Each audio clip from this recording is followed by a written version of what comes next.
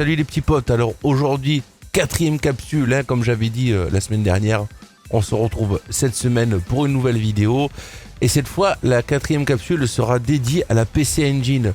La Duo, celle qui est avec le lecteur CD en plus, la noire. Alors on va y installer dans cette petite console le mode RGB. Alors le RGB c'est quoi? C'est simple, ce qui va vous faire passer de cette merde. Mais c'est de la merde! À cette beauté que nous envie le monde entier. Mais t'inquiète pas pour ton dentier! D'ailleurs, avant de lancer le montage du mode RGB, ce serait bien que tu t'abonnes à la chaîne, que tu mettes un petit pouce bleu, que tu partages ou mettes un petit commentaire. C'est pas grand chose, mais tu vois, ça permet un petit peu de phagocyter l'algorithme de YouTube, si tu vois ce que je veux dire. Hein. On se retrouve pour le débrief à la fin de la vidéo, les petits potes. À tout de suite. Et nous y voilà, mesdames et messieurs, pour cette modification de PC Engine avec l'installation de l'ampli RGB, hein, qui nous permettra d'avoir une image de meilleure qualité. En premier lieu, vous avez à dessouder l'ancien port DIN. Le DIN, c'est la fiche, je sais plus combien il y avait de branches, mais voilà, ce qui permettait de brancher le câble composite avec la sortie stéréo sur la télé. Donc là, vous utilisez, comme vous voyez, la pompe à dessouder ou soit de la tresse. Les outils qui sont précisés à l'image que j'ai pris la peine d'afficher. À savoir que là, c'est une ancienne vidéo de Twitch. Imaginez-vous qu'avant, il y avait à gauche ma tête, le chat et tout.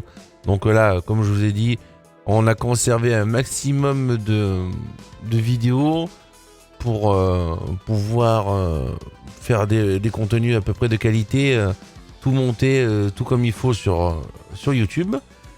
Donc là, vous voyez, vous soudez le nouveau port DIN. Donc trouvez la bon emplacement, serrez bien comme il faut le port DIN pour pas qu'il y ait du jeu.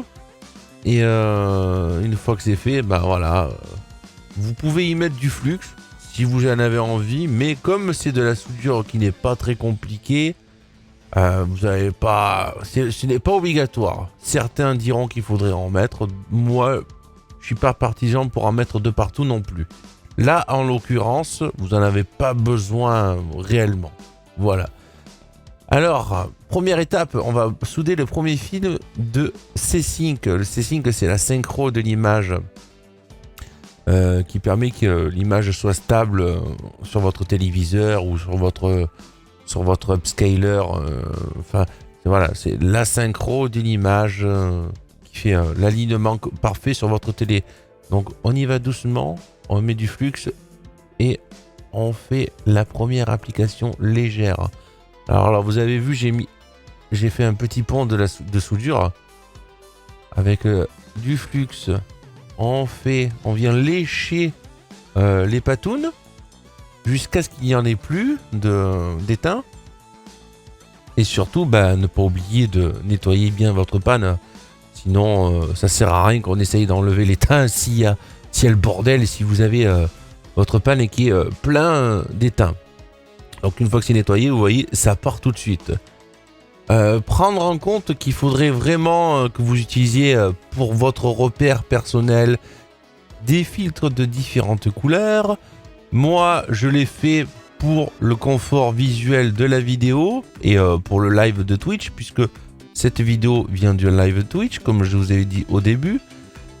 Donc là, vous pouvez le faire avec des fils de même couleur, mais pour le repère, franchement, si vous avez le moyen de le faire avec des fils, comme vous voyez, de différentes couleurs qui correspondent au rouge, vert, bleu, ce serait pas mal, en particulier pour s'il y a quelqu'un qui doit repasser derrière la modification pour au cas où un fil se dessoude. Là, on arrive à peu près à se repérer. Si la personne n'a pas le plan. Donc là, l'occurrence, c'est parfaitement installé. Donc ça, c'était derrière la carte mère. On va mettre maintenant un petit peu d'étain sur notre amplificateur RGB. Ce qui est bien avec ce truc, c'est que tout est écrit dessus. Hein. Vous avez le R pour le rouge, le G pour le green, donc le vert, et le blue, c'est le B. Et ainsi que la synchro. Donc, premier fil qu'on soude à l'entrée de l'amplificateur le rouge. Hein, tout est précisé, tout est écrit. Il y a pas, franchement, à part un petit plan éventuellement pour vous repérer, mais là tout est écrit sur la puce. Il y a rien de plus compliqué. Donc on soude le rouge, le vert, le bleu. Ensuite, on va accrocher à l'extrême droite de la puce la synchro. La puce va donc s'occuper d'amplifier l'image pour qu'il y ait un résultat stable et vraiment impeccable sur votre télé.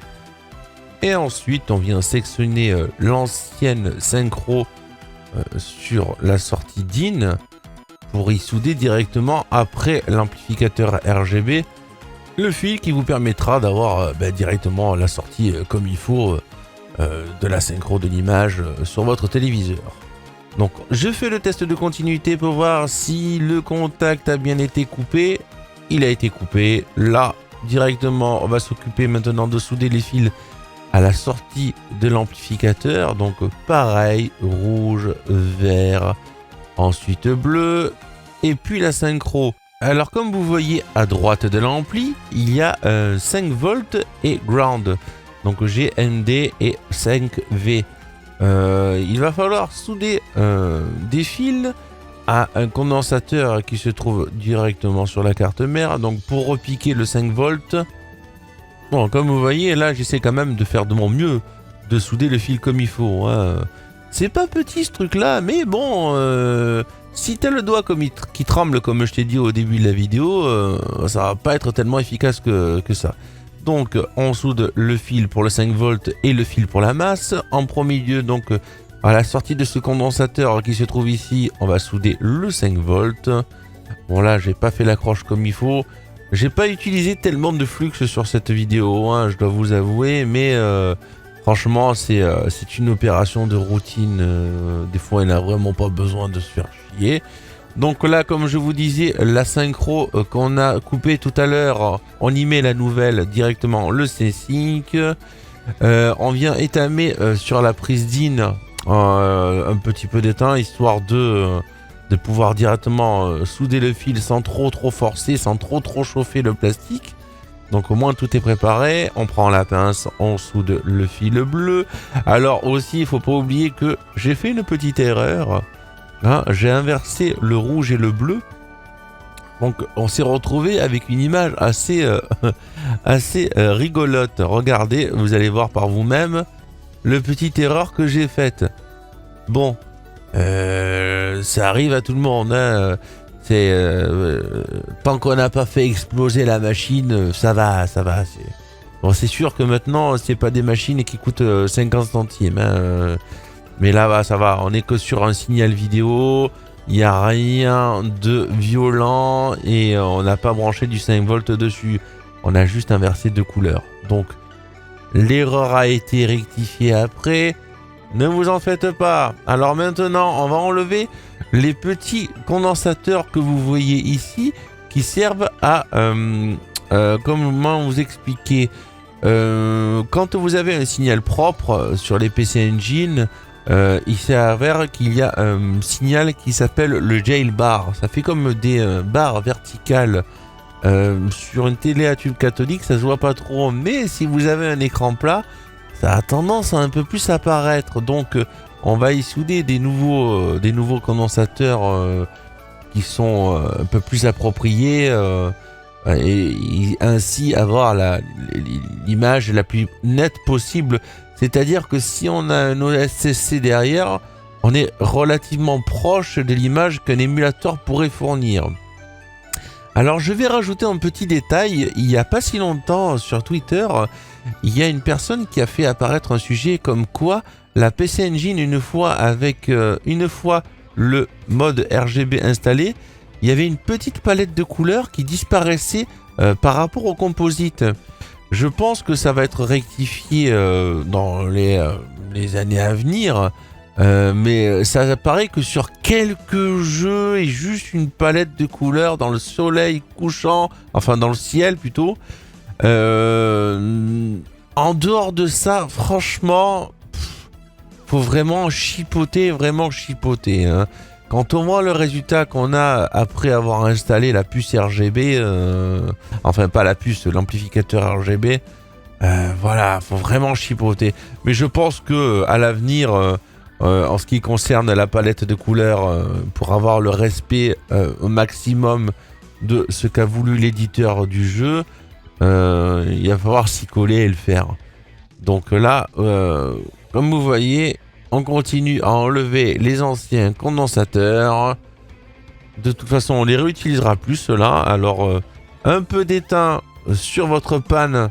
Vous chauffez les deux côtés en même temps. On aspire avec la tresse à dessouder. Pas besoin du pistolet à dessouder, hein. On va pas se rendre fou non plus. On aspire ça. Et c'est comme les condensateurs sur une Game Gear, hein.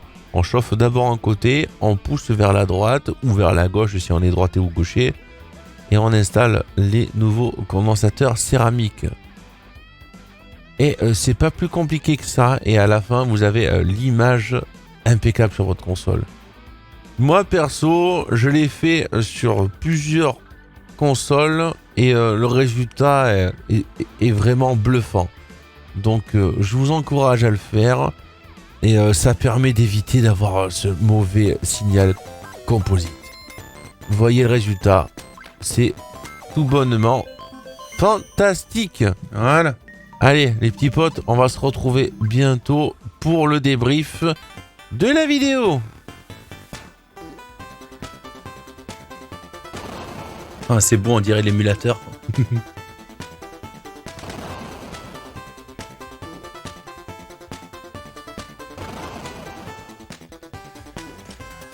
Alors, vous avez vu ? Pas bien compliqué, encore une fois. C'est sûr que les gravures, c'est un peu plus fin que d'installer des condensateurs dans une Game Gear. Mais si tu y vas doucement, que tu prends ton temps, que tu trembles pas, que tu as du flux, ça va tout seul. Je peux que te conseiller, éventuellement, si tu as pas envie de rétamer ta console, tu en prends une deuxième, si c'est à ta portée. Tu as une console que tu gardes tout d'origine dans sa boîte, une belle console et tout ça. Et tu as la deuxième qui est en loose, que elle tu modifies autant que tu veux, quoi. C'est sûr, tu vas perdre peut-être un peu de sa valeur marchande, parce qu'il y en a beaucoup, ils n'aiment pas acheter tout ce qui a été modifié. Mais bon, il faut savoir faire des sacrifices. Et si tu veux avoir une bonne qualité d'image sur ta console, si t'es pas du genre à faire comme beaucoup, revendre leur console une fois que t'en as marre de ta collection, tu revends ta console. Si t'es comme moi, que tu aimes les vieilles consoles et que ça fait 30 ans que tu fais des collections, bah tu vas pas les revendre du jour au lendemain comme ça, comme un effet de mode, comme on peut constater sur beaucoup de collectionneurs rétro, si tu vois ce que je veux dire. Donc voilà, prochaine capsule, la semaine prochaine, hein. J'espère que la vidéo t'aura plu. N'hésite pas, tu t'abonnes, tu follow, tu fais la petite cloche.